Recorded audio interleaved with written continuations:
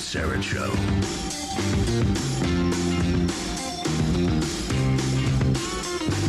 Stefan, emergency preparedness expert and author of The Art of Urban Survival, a Family Safety and Self-Defense Manual. Stefan, welcome. How are you, my friend? Oh, try again there. We lost you. I'm here.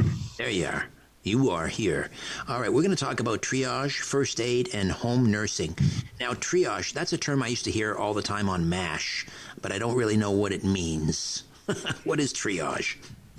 Well, triage is a term you use when you encounter a multiple casualty event.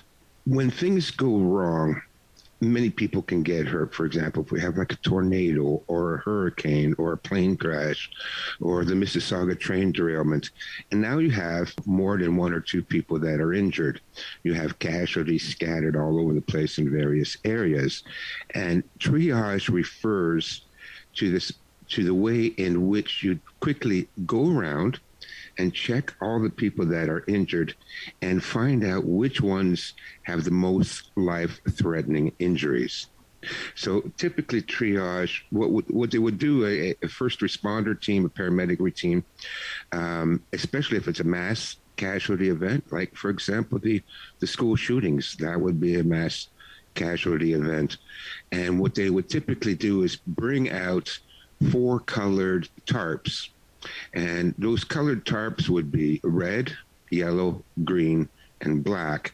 And then you would go around and check the people that are injured, and you would classify them according to those 3 colors. Now, the first thing you should know is that you have to make sure that you're safe before you go and do any of this stuff. So if there's a mass shooting event, you can't be the first one running into the building, or you may get shot too. And then you have to make sure that the people that are injured, typically you don't want to move them. You don't know what they have. They may have spinal injuries. And if they do have a spinal injury and you move them, you could make things worse. Same thing with what they call embedded objects. You would get this like in a hurricane or a tornado where, pieces of wood are flying around at high speed and they're embedding themselves in people. And again, you wouldn't want to remove that piece of wood because that would cause further bleeding. So typically you don't move people until you figured out what's wrong with them.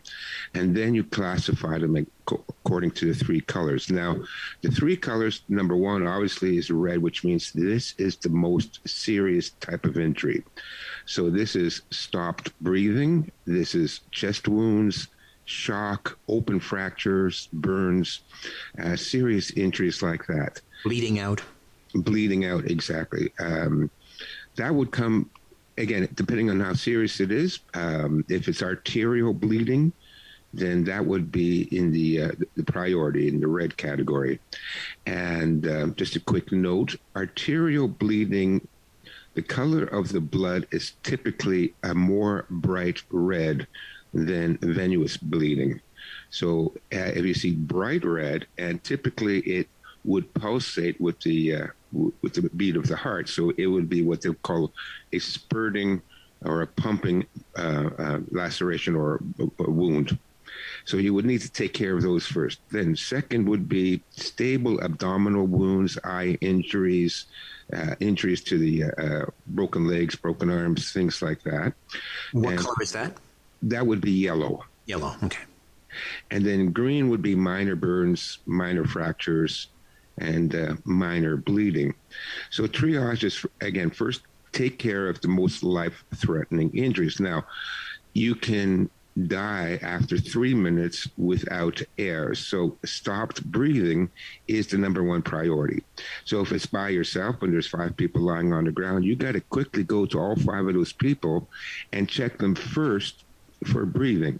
So if they're conscious and awake and they can talk, okay, good, then move on to the next person. You'll have to come back to them. But if there's somebody that's unresponsive and they're lying on the ground, you need to check their breathing first. You do that by getting down on your hands and knees, putting your ear next to the nose and mouth of the casualty, and looking down at their chest. And if they're not breathing, then obviously or maybe not so obviously, but it should be obvious to people that you need to do CPR. Okay, Stefan, we've got to take a time out. We'll come back and we'll continue to discuss first aid, triage, first aid, and time permitting, we'll get into home nursing with the survivalist Stefan Verstappen, emergency preparedness expert and author of The Art of Urban Survival. Back with more in a moment. Don't go away. Back to the conversation on The Richard Syrett Show. News Talk, Saga 960 AM. The survivalist Stefan Verstappen and the website formingcommunities.com and chinastrategies.com. And you can access an incredible online library, downloadable library for urban survival right there at chinastrategies.com.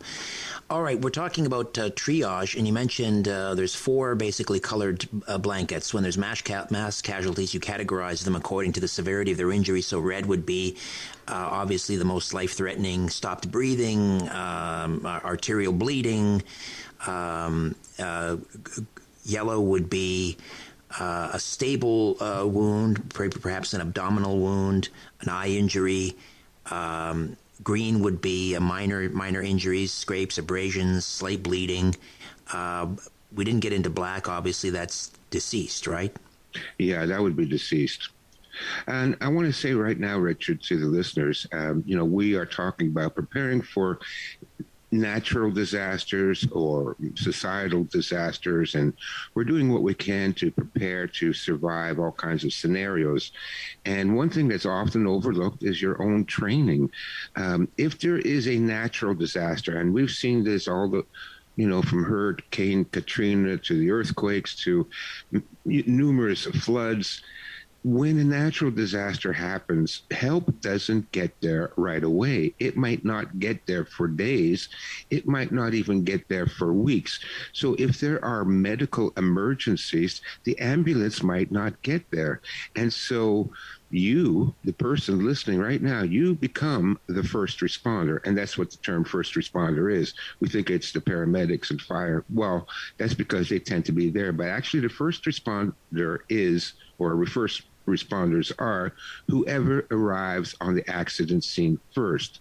And therefore, I urge everyone to take a first aid course.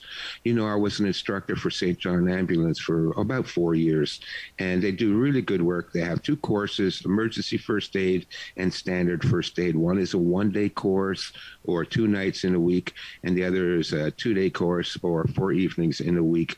And it's not very expensive, but it could save lives. It could save the lives of your family.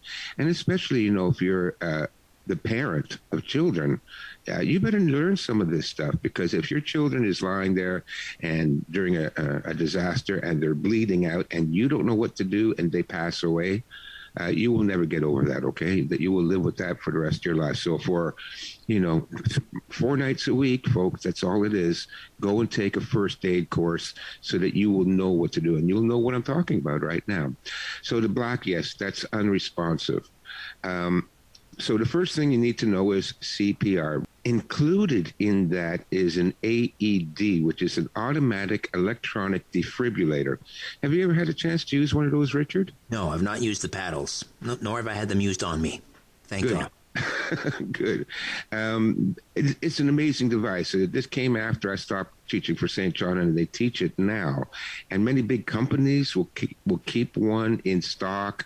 They'll have it on the wall. I've been to numerous factories and manufacturers where you will see a glass box on the wall, break glass in case of emergency, and inside will be an automatic electronic defibrillator. And this is a wonderful treatment for heart attacks and heart stoppages. Well, why do they yell clear before they do that? Well, because they don't want anybody touching the body. Makes sense. So, all right. Yeah, so if you're like kind of leaning against the body, that electrical current can go into you. So let's talk about stopped breathing. Then you need to do CPR. Now, there's no way I can give you a quick rundown on CPR here. The next which is why you need to take the course. The next most serious injury is arterial bleeding. And again, it's recognizable by the flow of blood, the squirting, the high pressure, and the bright redness of the color. Now, what you need to do with arterial bleeding is apply direct pressure on it as quickly as you can. And so that's why we talked about in, items you should have in your medical kit. I mentioned the pressure dressings. So this is where the pressure dressing comes in. It's a big pad of cotton and gauze, and sewn into it is a 6-foot long gauze bandage. So wherever you see that spurting blood, you put the big pad on it and you wrap it up with the gauze bandage. If that doesn't work, the next best thing, and the reason it's the next best thing is because it's more dangerous than applying direct pressure. And there are also certain circumstances where you cannot apply direct pressure, and that's in the case of an open fracture. Now, an open fracture means that, your arm or your leg is broken, but the bone is sticking up through the skin, and if the bone nicked an artery on the way out, now you've got arterial bleeding and a bone sticking out through your skin. You cannot put direct pressure on that to stop the bleeding. And in that case, you need to apply a tourniquet. A tourniquet is a tricky thing to apply.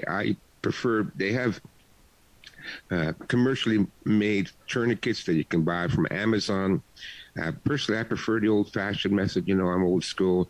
I prefer a triangular bandage. You wrap that up fairly thin until you have like a 2-inch wide strap of it. Wrap that around between the wound and your heart, but above the joint. If the wound is just below the joint, you move it up to above the joint. So between the heart and the wound, and you tie one knot into it, and then you get a pen or a pencil, and you use that as a crank, as a winch. And you winch it, and you turn it until you apply more pressure. Now, how much pressure do you apply? Well, you have to look at the wound and keep tightening it until you see the blood slow down and then finally stop. Now, you got to keep that pencil or that stick or whatever you're using as a winch in place, and that's why I like the triangular bandage, because you have enough room left over on the ends of that bandage to come up around and tie it around the stick and hold it in place.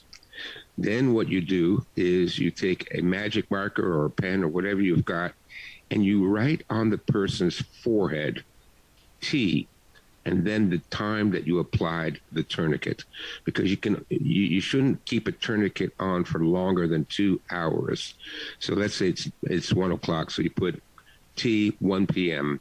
and you write that on the person's forehead. Even if they're awake, it doesn't matter, because you see, they might pass out from shock later. Anyway, so I might pass out from shock from listening to the arterial bleeding description, but we're out of time. But we should dedicate another segment to this. Obviously, let's maybe pick up on this next week.